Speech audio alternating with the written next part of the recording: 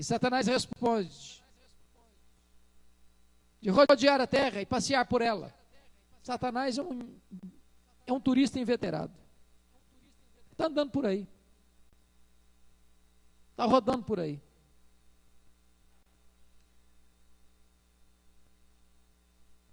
E Deus então provoca com a pergunta: observaste meu servo Jó? Satanás podia ter respondido: não, esse aí eu nunca percebi não, eu nunca notei esse cara não sei nem quem é ainda. Quem é esse cara?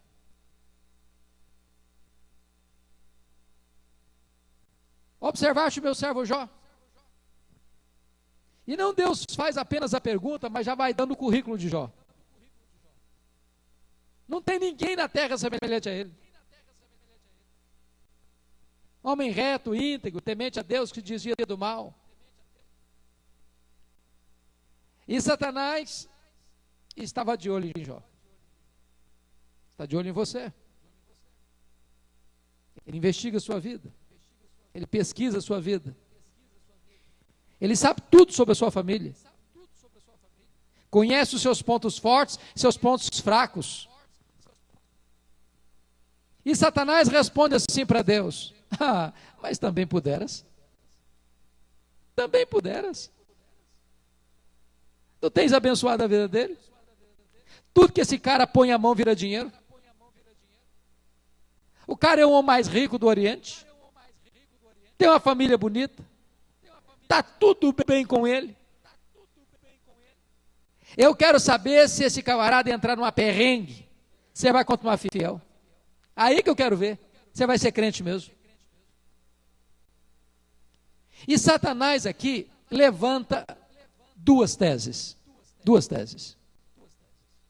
A primeira tese que Satanás levanta é que ninguém ama mais a Deus do que o dinheiro.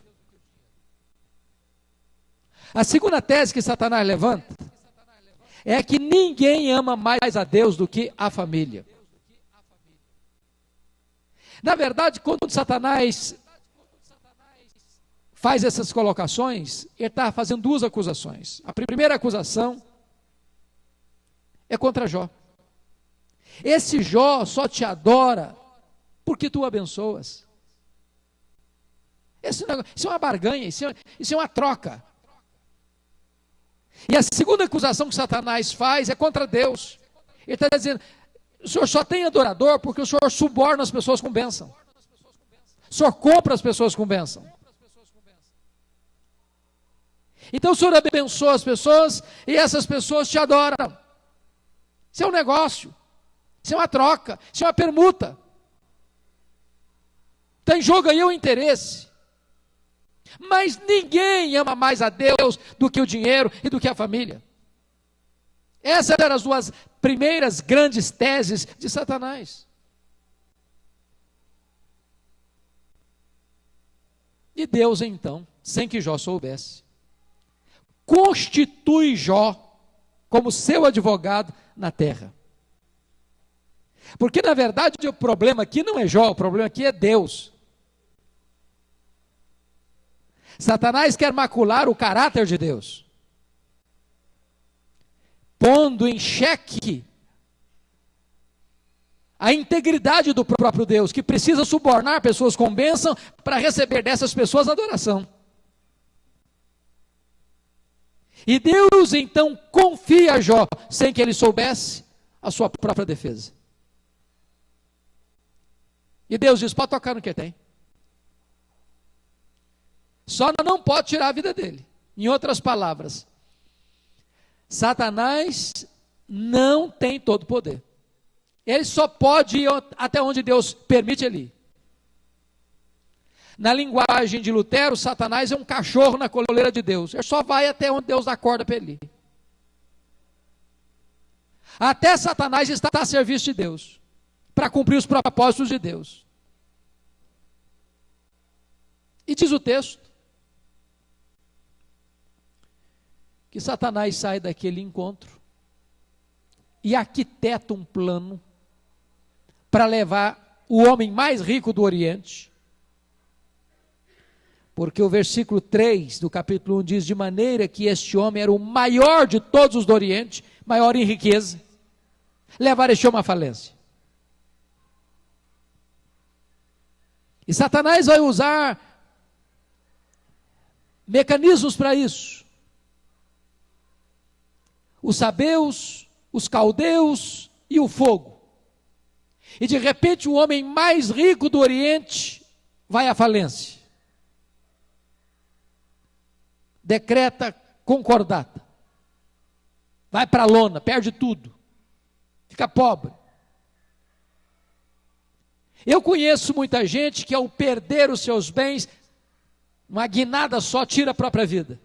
Outros se rebelam contra Deus, erguem os punhos contra os céus. Outros se tornam céticos, incrédulos, ou se desesperam.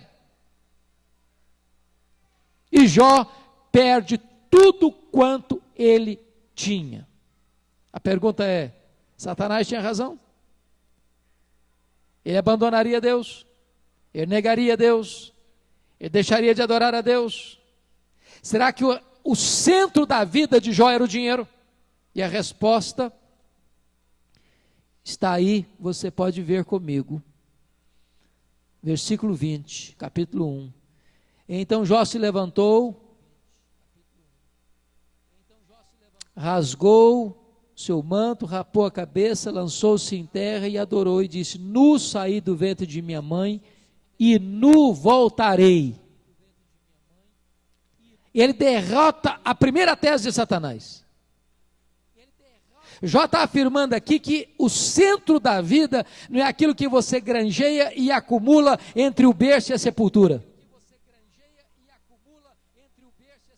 Ele está dizendo que ele está na mesma condição que entrou no mundo, sem nada. E a despeito de ter perdido tudo, ele conserva a sua integridade, conserva a sua fé, conserva a sua confiança em Deus. A primeira tese de Satanás está derrotada.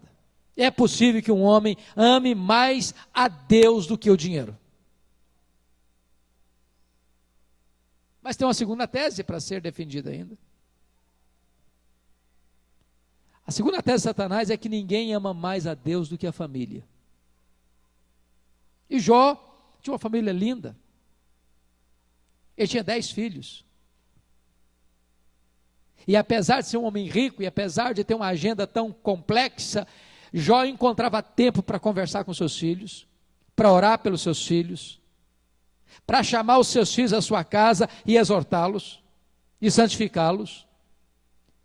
E a preocupação de Jó não era com a aparência, não era com o que as pessoas iam comentar. Ele estava preocupado se os seus filhos não pecariam contra Deus no coração. Em outras palavras, ele estava preocupado com a própria glória de Deus. E você que é pai, que é mãe, está aqui hoje. Se você tem mais de um filho, sabe que não é fácil manter os filhos unidos, amigos, companheiros. Às vezes a família é um cenário de batalha, uma arena de guerra, de tensões. Os filhos são diferentes, com interesses diferentes, com personalidades diferentes, com temperamentos diferentes, e muitas vezes esses filhos entram em tensão e conflito dentro de casa. E Jó consegue manter esses meninos unidos. E agora diz o texto que Satanás vai provocar um acidente grave quando eles estão numa festa de aniversário na casa do primogênito. E nessa festa todos os filhos de Jó morrem num único acidente. Pense comigo o que é um pai, o que é uma mãe levar para o cemitério todos os seus filhos num único dia. Pense comigo qual é o estado emocional desse homem, desse pai que volta do cemitério para recomeçar a vida. Pense comigo como é que ele se sente. Será que Satanás teria razão? Será que um homem não consegue amar mais a Deus que a família? Qual foi a atitude dele? Confira comigo. Capítulo 1, verso 21. Nu saí do ventre de minha mãe e nu voltarei. O Senhor o deu, o Senhor o tomou. bendito seja o nome do Senhor. Derrota a segunda tese de Satanás. É possível amar mais a Deus do que a família. No momento que este homem está enlutado, ele ainda reconhece que Deus deu a vida e Deus tem poder de tirar a vida. E não importa se na vida ou na morte, Deus precisa ser adorado. Mas aí, acontece uma segunda reunião. Deus está com seus filhos, possivelmente os anjos, e de repente aparece por lá Satanás. E Deus mais uma vez provoca a conversa. De onde vens? E a agenda de Satanás não mudou.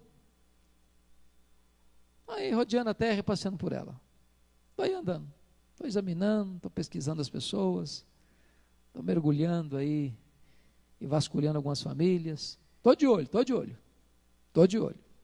Como dizia Raul Lindsay, vive ativo no planeta Terra. E Deus provoca de novo a pergunta. Observaste o meu servo Jó? Tem ninguém na terra igual a ele. E preste atenção, que isso não é opinião de homens. Isso é o veredito de Deus. Jó era o camarada mais crente da sua geração. Satanás está duvidando da integridade dele, das motivações dele. Mas Deus está reafirmando quem é Jó. Observaste meu servo Jó, não tem ninguém na terra igual a ele, homem íntegro, reto, temente a Deus, que desvia do mal. Me incitaste contra ele sem causa, mas ele permanece íntegro. Ele derrotou tuas teses, Satanás. Estás perdendo. Não tens razão. Tu tocaste no que ele tem, tu tocaste na sua família, mas ele permanece fiel. Aí Satanás entra com a terceira tese. Quais foram as primeiras duas teses? Ninguém ama mais a Deus do que o quê? Que o dinheiro. Qual a segunda tese? Ninguém ama mais a Deus do que a família. Agora vem a terceira tese de Satanás. Ninguém ama mais a Deus do que a si mesmo, que a sua própria pele. Satanás respondeu para Deus, pele por pele, e tudo que o homem tem dará pela sua vida, toca-lhe na carne, toca-lhe nos ossos, e verás se ele não vai blasfemar contra ti na tua face. Eu posso ter perdido as duas primeiras teses de Satanás, mas a terceira eu não perco. Será que alguém consegue amar mais a Deus do que a si mesmo? E Deus então mais uma vez confia a sua defesa nas mãos do seu advogado na terra, patriarca Jó. Toca no corpo dele. Só não tens poder de tirar a vida dele. Satanás é um ser limitado.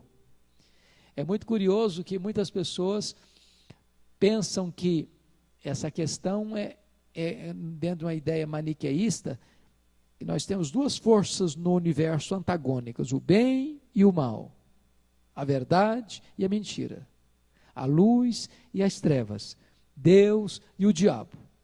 Isso é equivocado. Equivocado. O diabo não é um Deus caído. O diabo é um anjo caído. Não tem páreo para Deus. Deus é o Todo-Poderoso. O diabo não manda nem no inferno. Ele não é rei nem no inferno. Sabe quem manda no inferno? É o Senhor Jesus Cristo. Ele quem tem as chaves da morte e do inferno.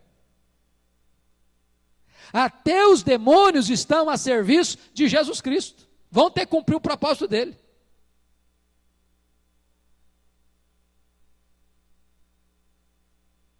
E Deus então permite que Satanás toque na pele de Jó, na carne de Jó, nos ossos de Jó. E diz o texto que Satanás saiu dali. e botou uma doença terrível em Jó, terrível. A pele de Jó começa a ficar vermelha, começa a coçar, doer.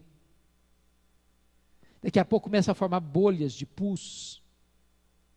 E diz a Bíblia que não tem remédio, não tem analgésico que dá jeito naquela dor. E Jó precisa sair de casa porque não tem mais condições, o mau cheiro de ficar dentro de casa.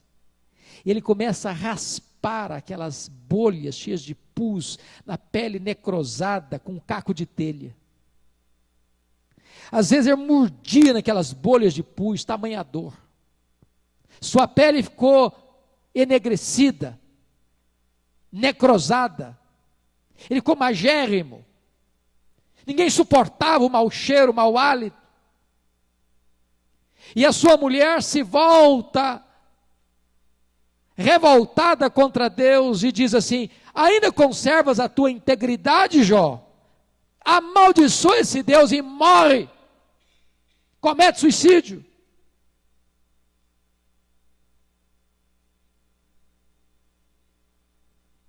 A mulher de Jó estava bem próxima da tese de Satanás. Não dá para adorar a Deus no sofrimento. A gente adora a Deus quando está tudo bem, quando Ele está abençoando, quando Ele está cuidando, quando Ele está prosperando, quando Ele está protegendo, quando Ele está a nosso favor, mas desse jeito não dá. Esse Deus não é digno de ser adorado. E Jó responde para sua mulher assim: tu falas como uma doida agora.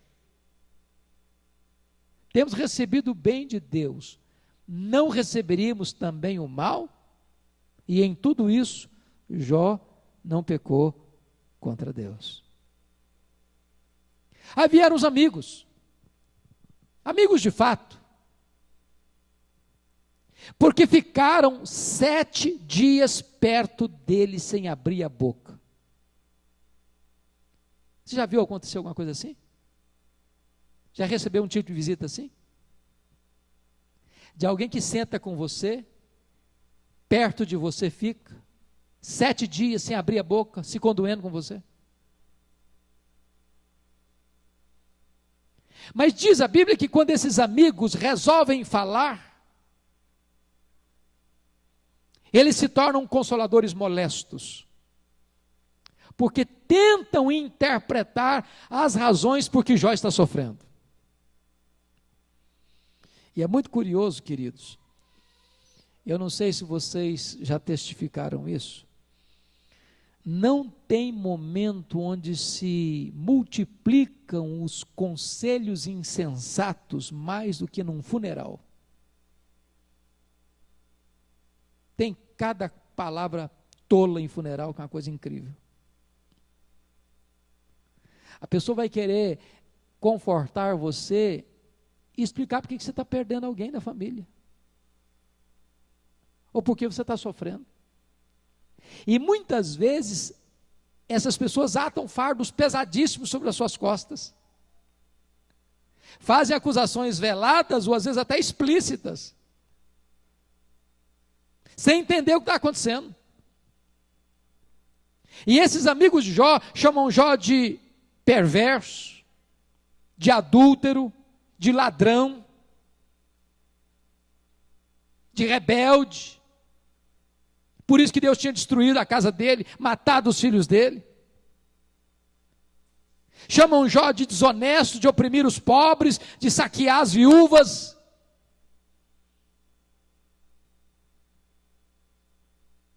E Jó está nesse torvelinho de dor, pressionado por todos os lados. E Satanás na arquibancada assistindo, doido para que Jó entrasse na estatística dele, de que ninguém ama mais a Deus do que a si mesmo.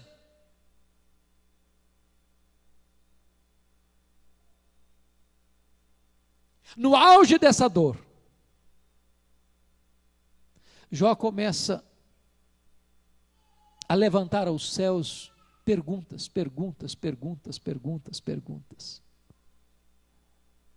E ele fez para Deus 16 vezes a mesma pergunta: Por quê, meu Deus? Por quê? Por quê? Por quê? Por que eu estou sofrendo? Por que a minha dor não cessa? Por que eu não morri no ventre da minha mãe? Por que eu não morri ao nascer? Por que o Senhor não me mata de uma vez? 34 vezes, Jó ergue aos céus a sua queixa. Sua queixa. Ele quer saber, ele quer entender. Não é assim com você e comigo? Quando está passando por uma luta, por uma prova muito grande, a gente quer pelo menos uma explicação. Meu Deus, eu queria pelo menos entender. Por que, Senhor? Por que agora? Por que comigo? Por que desse jeito? Por que com essa intensidade? Por que não dá uma folga? Por que não tem uma pausa? Por que não tem pelo menos um alívio? Por que, Deus? Sabe qual foi a única resposta que Deus deu para Jó diante de todas essas perguntas e diante de todas essas queixas? O total silêncio. Total silêncio. E eu quero dizer para você que o silêncio de Deus grita mais alto nos seus ouvidos do que o barulho das circunstâncias.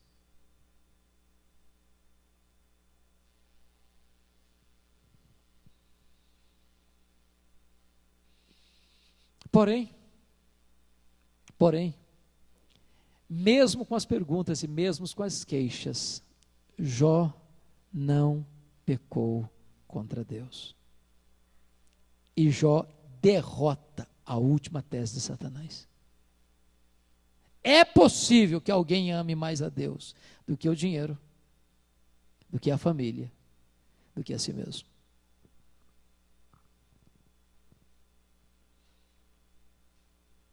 O curioso, queridos, é que agora Deus vai reverter a situação. E eu não sei se você concorda comigo, mas quando você recebe uma crítica injusta, porque tem crítica que é boa, né? Ajuda você a ir para frente, te abre os olhos para algumas coisas que você não estava vendo, alerta você de algum erro que você está cometendo. Mas tem crítica que é absolutamente desairosa, injusta, cruel. Quando você está bem e recebe uma crítica, às vezes você diz, não, isso aí não me atinge, eu estou bem, estou tranquilo, deixa para lá, esquece. Mas você já recebeu uma crítica quando você está passando uma fase difícil na vida? Difícil. E vem alguém dar uma pisada em você? Parece que dói mais, não? Dói mais. Agora, qual é o sentimento que Jó deve estar nutrindo no coração em relação a esses amigos, que em vez de ajudá-lo, agravam a sua dor? Talvez mágoa, talvez ressentimento, talvez decepção, tristeza. Sabe o que Deus manda Jó fazer? Ô Jó, o negócio é o seguinte, meu filho, você quer reagir transcendentalmente? Não guarde mágoa, comece a interceder por essas pessoas, interceda pelos seus amigos. E diz o livro de Jó, que quando Jó começa a interceder pelos seus amigos, Deus restaurou a sorte de Jó. Talvez você que veio aqui hoje está passando por uma luta. Talvez você está com o coração machucado, ferido, magoado, ressentido. Talvez as pessoas mais próximas de você, na sua família, ou seus amigos mais íntimos, tenham falado coisas terríveis a seu respeito, tenham machucado você, tenham pisado no seu pé, e você está angustiado. Enquanto você caminhar pela vida se defendendo ou guardando mágoa, você aprofundará a sua dor. Reaja transcendentalmente. Comece a orar por essas pessoas. Porque quando você ora por alguém, não dá para guardar mágoa e orar ao mesmo tempo. E Deus começará o processo da sua cura. E se você perceber, quando Deus restaura a sorte de Jó, algumas coisas magníficas acontecem. Porque Deus dá em dobro tudo que o camarada tinha. Em dobro, tudo. De ovelhas, de bois, de camelos, de jumentos, de servos, de tudo.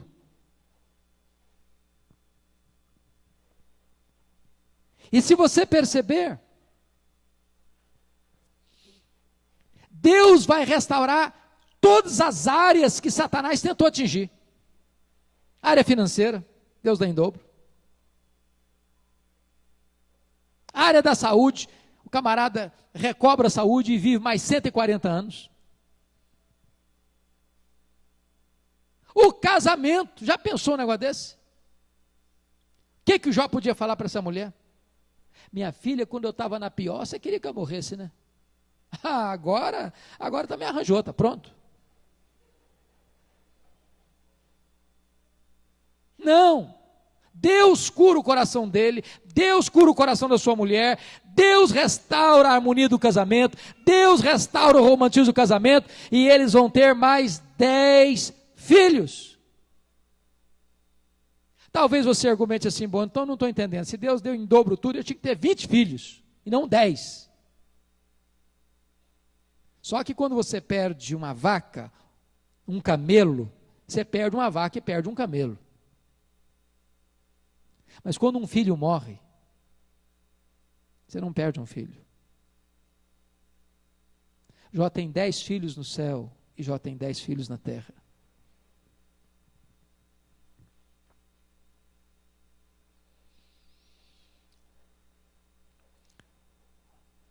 Qual foi o resultado de tudo isso? Satanás tinha um propósito: jogar Jó contra Deus. O que é que Deus faz? Reverte a situação e coloca Jó mais perto dele. Se não, vejamos. O que é que Jó começa a entender nesse processo todo? Primeiro, Jó reconhece a onipotência de Deus. Olha o capítulo 42, versículo 1 e 2. Então respondeu Jó ao Senhor: bem sei que tudo podes. Sabe quando você passa a ter uma visão mais clara da onipotência de Deus, do poder de Deus, da grandeza de Deus, da majestade de Deus? É quando você passa por uma tempestade, Deus socorre você e levanta você. Lembra quando os discípulos tiveram aquela tempestade no mar da Galileia e Jesus andou sobre o mar e acalmou o mar? Os discípulos se prostraram e adoraram e disseram: verdadeiramente és Filho de Deus. Segunda coisa que Jó passa a entender: a soberania do propósito divino. Versículo 2 diz assim: bem sei que tudo podes e nenhum dos teus planos pode ser frustrado. Bendito seja Deus. Não existe acaso, não existe coincidência, não existe sorte, não existe azar, não existe determinismo, não existe misticismo. Deus tem um plano perfeito, eterno, soberano, e esse plano está se desenrolando. E mesmo que você e eu passemos pelas lutas mais profundas da vida, o plano de Deus não vai ser frustrado, louvado seja Deus. Terceira coisa que Jó vai entender: ele reconhece a sua profunda limitação. Olha o verso 3, lá no meio da frase diz: na verdade eu falei do que eu não entendia. Quem é esse camarada aqui que fala o que não entendia? O cara mais crente que tinha na época. Não era o pastor dele que falou isso. Quem falou isso foi o próprio Deus. Não tem ninguém na terra igual a ele. Homem reto, íntegro, temente a Deus, que se desvia do mal. É limitado. Você e eu somos limitados. O nosso campo de visão é muito estreito. O nosso entendimento é muito curto. A nossa compreensão do macro projeto de Deus para a nossa vida é muito pequeno. Então, quando Deus, às vezes, permite uma providência carrancuda, como diz William Cowper, por trás dessa providência carrancuda, tem uma face sorridente. Quarta coisa que Jó vai descobrir, ele reconhece a limitação do seu conhecimento de Deus. Olha o versículo 5, eu te conhecia só de ouvir falar, mas agora os meus olhos te veem. Irmãos, a providência de Deus na nossa vida tem um propósito, é abrir os olhos da nossa alma, para nós conhecermos a Deus. Quem é o seu Deus? Qual o tamanho do seu Deus? Isso me faz lembrar aquele menininho que caminhava com seu pai pela rua. E criança, pode ter certeza disso. Se você não casou ainda e vai casar, e vai ser pai, vai ser mãe, pode ter certeza disso. As crianças fizeram um curso de doutorado em perguntas difíceis. A criança só faz pergunta difícil. Toda pergunta de criança é complicada. E o menino andando na rua com o pai, perguntou assim, papai, qual é o tamanho de Deus? E o pai ficou embasbacado com a pergunta. Responder como para a criança? Aí, numa espécie de lampejo, de insight, o pai escutou os roncos de uma turbina de avião voando lá em cima. Um jumbo enorme, lá nas alturas. E o pai olhou e disse, filho, olha aquele avião lá em cima. Qual o tamanho daquele avião, filho? O menino olhou, pequeno, papai, muito pequeno, muito pequeno. Papai pegou o gancho, pegou o menino pela mão, levou no aeroporto, mostrou um jumbão estacionado no pátio, e perguntou assim, filho, qual o tamanho daquele avião ali? Grande, papai, muito grande. Aí o pai disse para ele, filho, Deus é do mesmo jeito. Se você está pertinho de Deus, Deus é grande. Se você se distancia de Deus, Deus fica pequeno. Pequeno. Então, quando as experiências chegam, é para que você possa dizer, agora eu te conheço. Os meus olhos te veem. Os meus olhos te veem. Eu sei que tudo podes, eu sei que tu és grande, eu sei que tu estás no controle. Mas a sexta coisa que Jó vai entender é o reconhecimento da enormidade do seu pecado. Olha no versículo 6, 42, 6, por isso eu me abomino e me arrependo no pó e na cinza. Aí você diz, não, mas então esse não é o mesmo homem que Deus falou dele, não, o que é isso? Deus falou que o cara era o maior da terra, não tinha ninguém na terra igual a ele, homem reto, íntegro, temente a Deus, se desvia do mal. Como é que esse cara está fazendo uma confissão de pecado tão gritante assim? Sabe por quê? Quanto mais perto de Deus você estiver, mais consciência de pecado você terá. Quanto mais longe de Deus, mais bom, virtuoso você se achará. Pode ter certeza disso. As pessoas que mais choraram pelos seus pecados foram as pessoas mais santas e piedosas que já viveram.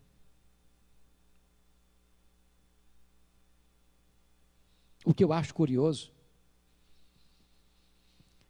é que depois que Jó derrota as 3 teses de Satanás, e depois que Deus restaura a sorte de Jó, Deus não explica nada para Jó.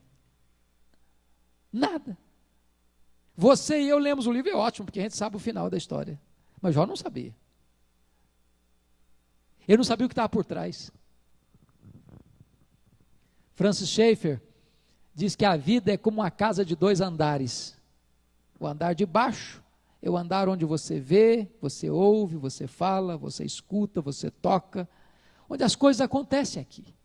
O andar de cima, ele diz, é como se fosse o que a Bíblia diz de regiões celestes, habitada por anjos de Deus e demônios. Às vezes o andar de cima interfere no andar de baixo.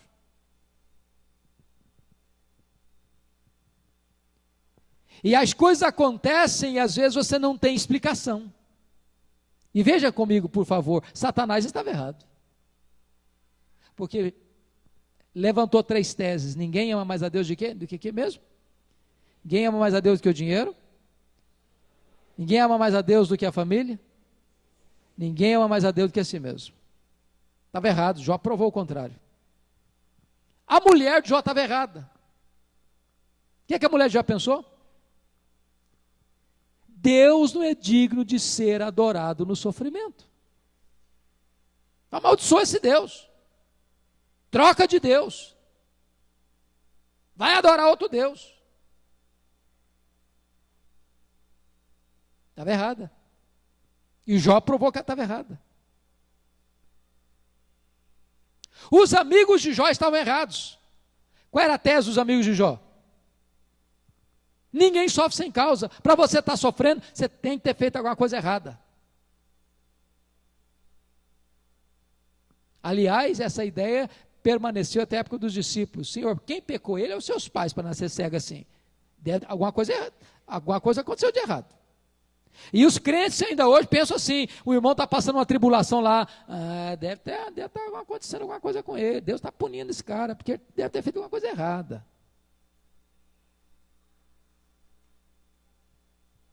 Os amigos de Jó estavam errados.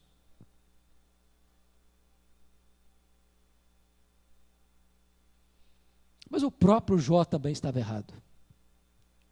Porque quando você lê o livro todo, você lembra sempre que Jó pensou que Deus o estava afligindo sem causa. Deus não deu explicação para ninguém, mas Deus deu restauração. Muitas vezes Deus não vai explicar para você porque está passando por luta. Mas Deus promete para você estar do seu lado e restaurar a sua sorte. Se você não puder entender o que Deus está fazendo, você pode entender Deus. Ele é seu Pai, Ele é soberano, Ele está trabalhando em seu favor. Quando Albert Einstein veio à América pela primeira vez, depois do seu sucesso com a teoria da relatividade, os repórteres perguntaram para ela, sua esposa, você compreende a complexa teoria da relatividade pela qual o seu marido é tão famoso no mundo? E ela respondeu, eu não compreendo a complexa teoria da relatividade pela qual meu marido é tão famoso no mundo, mas eu compreendo o meu marido.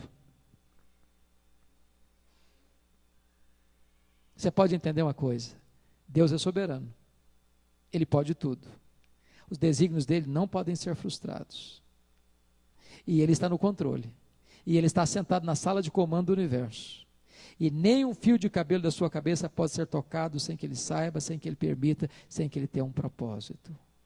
E portanto a única atitude que você e eu devemos ter é nos prostrarmos e adorarmos aquele que é digno, o Deus da nossa vida. Que Ele nos abençoe, que Ele nos conforte, nos reanime nesta noite. Amém.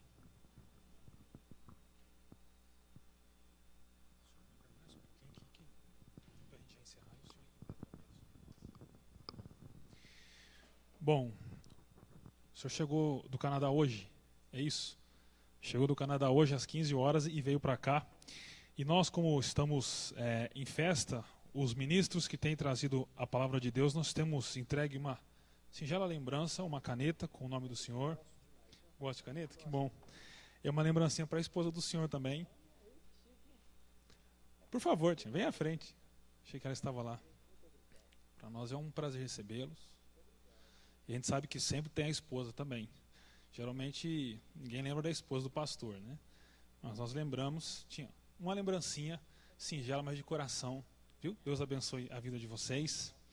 E eu reforço, ao final agora, o reverendo Hernandes vai impetrar a bênção sobre nós. Ao final, o salão estará aberto. Eu convido você a ficar mais um tempinho com a gente, a comer um bolo salgado, comer um bolo doce, tomar um refrigerante, a gente bater aquele bom papo. E lembrando que lá fora nós temos material da Luz para o Caminho, do reverendo Hernandes. Você pode passar lá e pegar sempre aquele material proveitoso para o crescimento espiritual de vocês, né? Então, mais uma vez, obrigado pela presença de vocês. Mais uma vez, obrigado pela presença de vocês também. Convido os irmãos a se colocarem em pé. O vereador Hernandes vai orar por nós e impetrar a bênção do Senhor sobre nós. E assim a gente ouve o pós-lúdio da América, que está tocando lá em cima para nós hoje. E aí a gente encerra o culto e você é nosso convidado para a gente bater um papo lá no fundo. Povo amado de Deus, que o Senhor vos abençoe e vos guarde. Que o Senhor levante sobre vós o seu rosto e tenha misericórdia de vós. Que o Senhor faça resplandecer sobre vós a sua face e vos dê a paz. Que a graça do Senhor Jesus Cristo, o amor de Deus, o nosso Pai, a comunhão, a alegria e o poder do Espírito Santo sejam sobre vós e sobre todo o povo de Deus, agora e sempre.